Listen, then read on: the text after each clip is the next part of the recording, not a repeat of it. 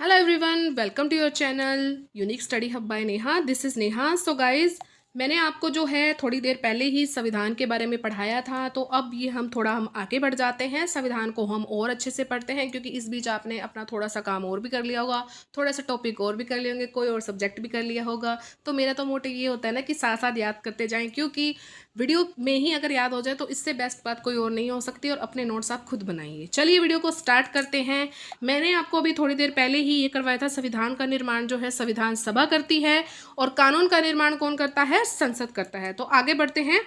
अब बात करेंगे कि भारतीय संविधान जो है हमारा कब लागू हुआ था।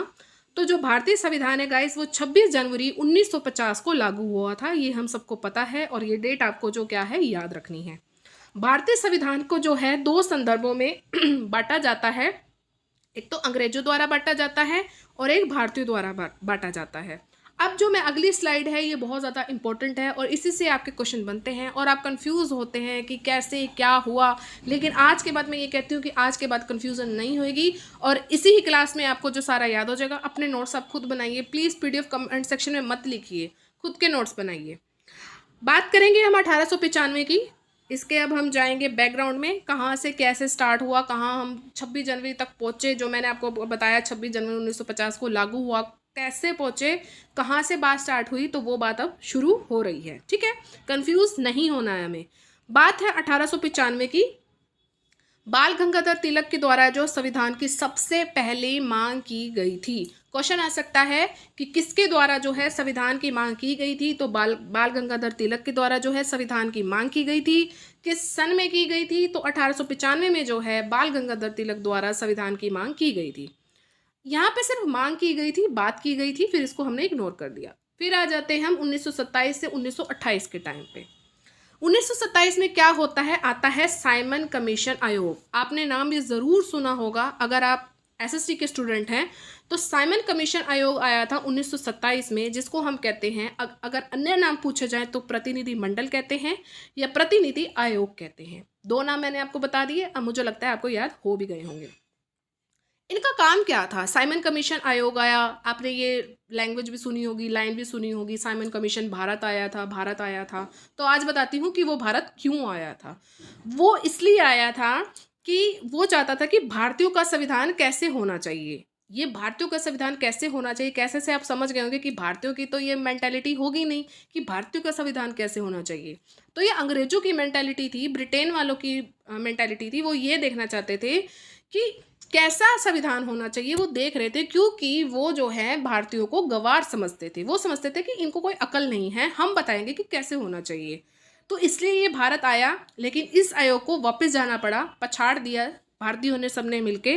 तो यही हम सब पढ़ेंगे, गो बैक का नारा दिया। तो यही सब जो है मैंने आपको छोटी सी समरी बता दी, अब लिखित रूप में है, अब इसको हम पढ़ लेते हैं। ठीक है, भारतीय संविधान स्वरूप पर विचार करना।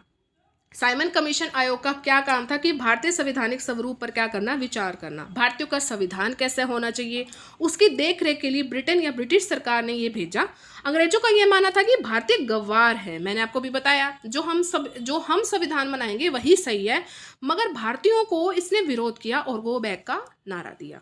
जैसे बोला वैसा लिखा हुआ है। प्लीज़ आप जो है साथ साथ स्क्रीनशॉट ले लीजिए। अगर आपको ये होता है कि मैं ये नहीं कर सकता, साथ साथ नहीं लिख सकता, तो स्क्रीनशॉट लेकर आप अपना काम करिए और उसके बाद नोट्स बनाइए, तभी आपको याद होगा। ऐसे याद नहीं होगा, क्योंकि बहुत सब्जेक्ट्स होते हैं।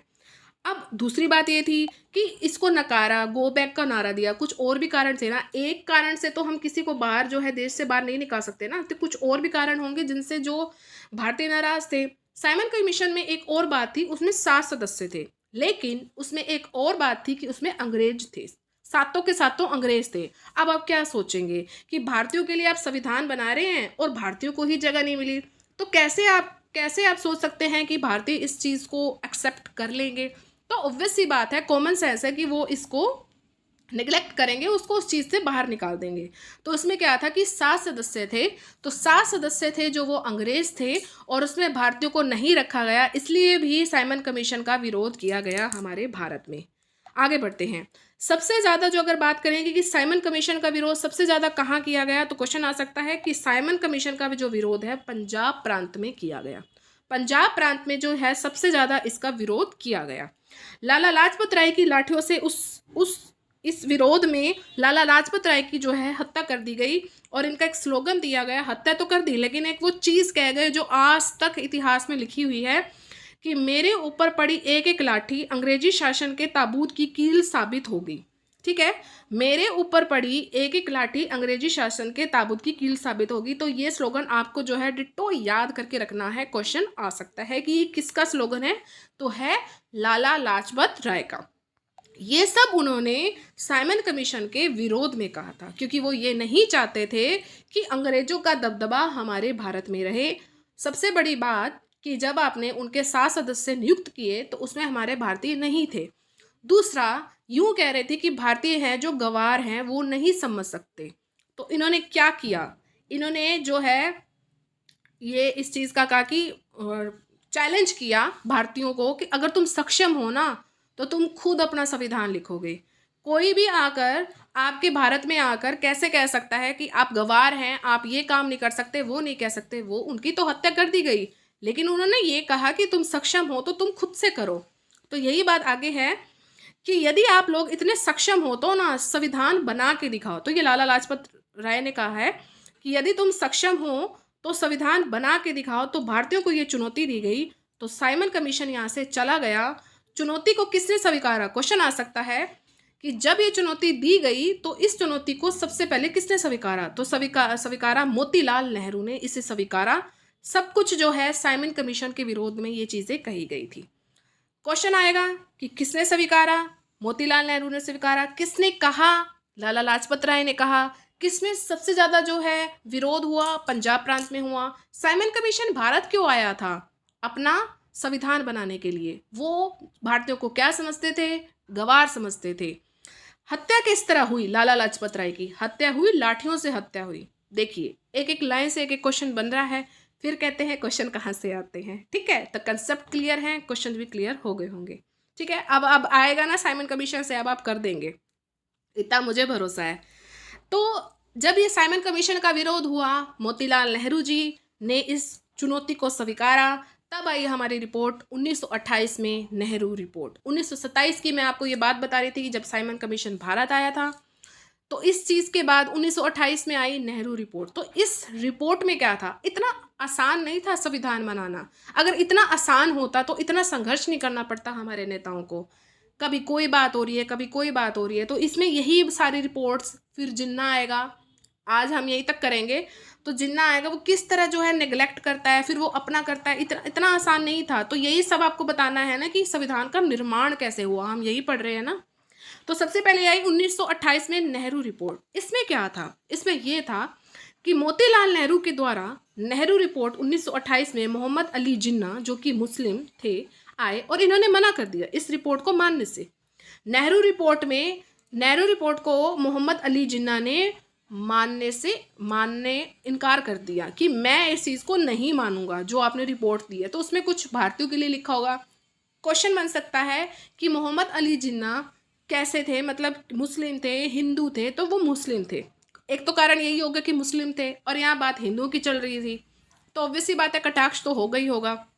ठीक है, तो जो मोहम्मद अली जिन्ना है ना, तो मुस्लिम इसलिए लिखा हुआ है क्योंकि यहाँ पे हिंदुओं की बात हो रही है। ठीक है, इनको मना कर दिया नेहरू रिपोर्ट को। क्वेश्चन आ सकता है कि नेहरू रिपोर्ट कब आई थी, तो 1928 में आई थी। 1928 में जो नेहरू रिपोर्ट आई थी किसके द्वारा आई थी, तो मोतीलाल नेहरू के द्वारा आई थी। इसको मना किसने किया था, मोहम्मद अली जिन्ना ने किया था। मोहम्मद अली जिन्ना हिंदू थे या मुस्लिम थे, वो मुस्लिम थे। तो क्वेश्चन देखिए 4-5 बन गए ना। चलिए आगे बढ़ते हैं। अब बात करेंगे हम 1928 में ही जिन्ना रिपोर्ट आई। ये मोहम्मद अली जिन्ना ने मोतीलाल नेहरू को मना कर दिया ना, तो 1928 में जो है दूसरी रिपोर्ट आई जिसको हम कहते हैं जिन्ना रिपोर्ट। इसमें क्या था कि मोहम्मद अली जिन्ना के द्वारा नेहरू रिपोर्ट में विरोध में इस रिपोर्ट को तैयार किया गया था।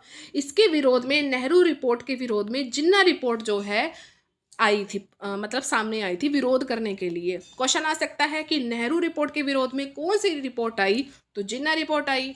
नेहरू रिपोर्ट के विरोध में जिन्ना रिपोर्ट कब आई, तो 1928 में आई। नेहरू रिपोर्ट के विरोध में जिन्ना रिपोर्ट किसके द्वारा आई, तो मोहम्मद अली जिन्ना के द्वारा आई। देखिए क्वेश्चन होते जा रहे हैं ना।